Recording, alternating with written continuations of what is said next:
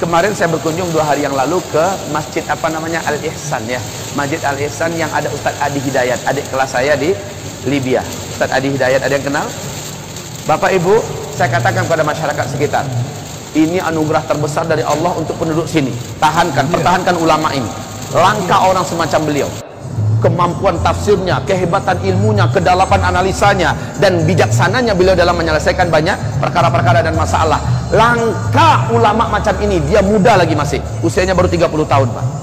Adik kelas saya di Libya, masih muda sekali. Saya katakan jangan telantarkan beliau, tolong rawat dan jaga, jangan sampai beliau pergi gara-gara kalian tidak peduli. Ini saya katakan kepada mereka Pak.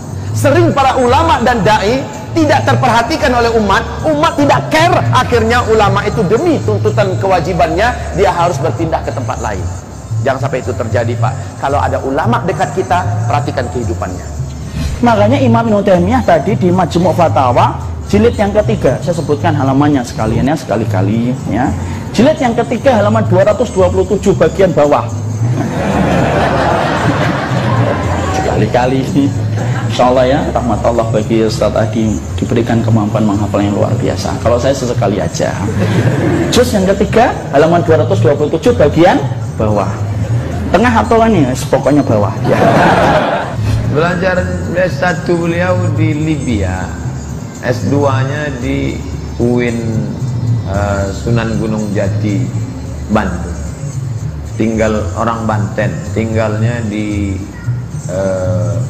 Bekasi. Orangnya rendah hati, terkenal masyhur di mana-mana, tapi mau dia nelpon saya, tapi tak saya angkat. Tak tahu saya itu nomor dia. Setelah pergi ke Dumai baru cerita Pak Taufik. Kata Pak Taufik, tadi Ustaz Adi Hidayat nelpon Ustaz berkali-kali. Kenapa tak Ustaz angkat? Tak tahu saya. Dan putri makrifat awal. Beliau hafal dia macam-macam. Ada orang itu cepat ingat, cepat lupa. Ada lagi cepat ingat, lambat lupa.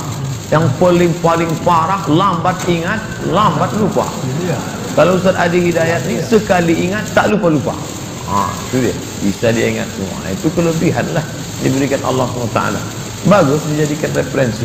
Cuman jangan telan bulat-bulat. Kalau ada yang tak sesuai, tengok juga pendapat Buya Yahya. Komparasi. Sekarang enak sekali ngaji. Tengok pendapat Ustaz Adi Hidayat, bandingkan dengan pendapat Buya Yahya.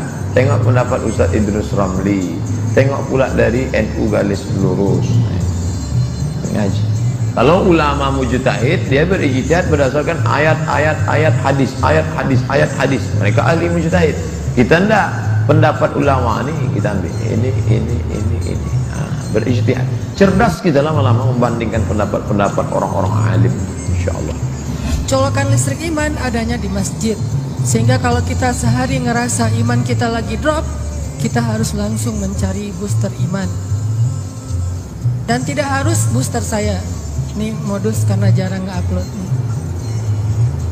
Bisa ada Ustadz Abdul Somad yang ilmunya lebih banyak daripada saya. Bisa ada Ustadz Adi Hidayat. Di sini ada Ustadz Aditya. Ada banyak ustadz-ustadz yang hebat, yang ilmunya luar biasa, yang kalau kita dengar walaupun cuman lewat Instagram atau YouTube, insya Allah itu ngecas iman kita. Alhamdulillah ikhwani fillah rahmati Allah.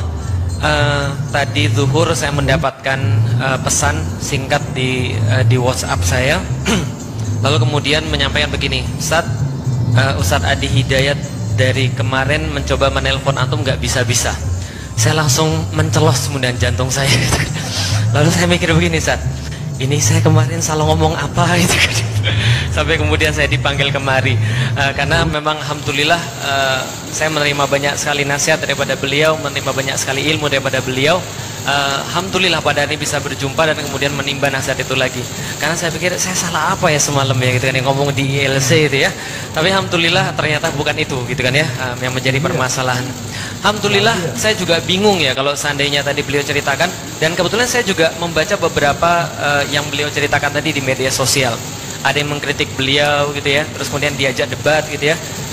Sorry Ustaz, saya harus menyampaikan satu hal, saya tuh sering ngomongin beliau ketika lagi beliau gak ada Ustaz. Tapi insya Allah ngomonginnya yang baik gitu ya.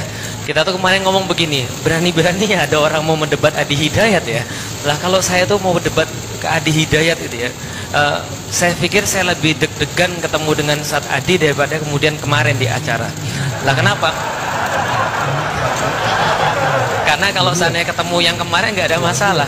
Kalau misalnya debat sama Adi Hidayat gitu ya, baik kita mulai acara debatnya, beliau mungkin bilang Assalamualaikum warahmatullahi wabarakatuh, makasih Ustaz saya sudah paham, mohon maaf jadi nggak, jadi artinya alhamdulillah ya, jadi memang ajaib, memang mungkin pengetahuannya luar biasa ya, sehingga beliau kemudian berani kemudian untuk berdebat tadi. Tapi kita hargai, bagaimanapun juga banyak orang yang mencari cara bagaimana caranya bisa lebih bagus daripada Ustaz Adi Hidayat, dan itu adalah sesuatu yang baik di Indonesia insya Allah. Dan saya pun sering juga mencari apa sebenarnya yang saya bisa lebih hebat daripada Ustaz Adi Hidayat. Kalau hafalannya kita pikir tidak usah diragukan ya, posisi dan sebagainya, walaupun saya juga mengatakan loh emang saya nggak bisa, saya juga bisa katanya. Kanan atas itu Mkhitaryan ya, tengah atas Lukaku itu ya, jelas ya. Nah, tapi ternyata beliau juga tahu lebih banyak daripada saya soal bola gitu kan. Jadi saya juga mau nyerah. Akhirnya setelah saya cari-cari, ada satu hal yang insya Allah saya lebih tahu daripada beliau, dan beliau nggak mungkin lebih tahu daripada saya. Apa itu? Rasanya babi gimana? Jadi gitu.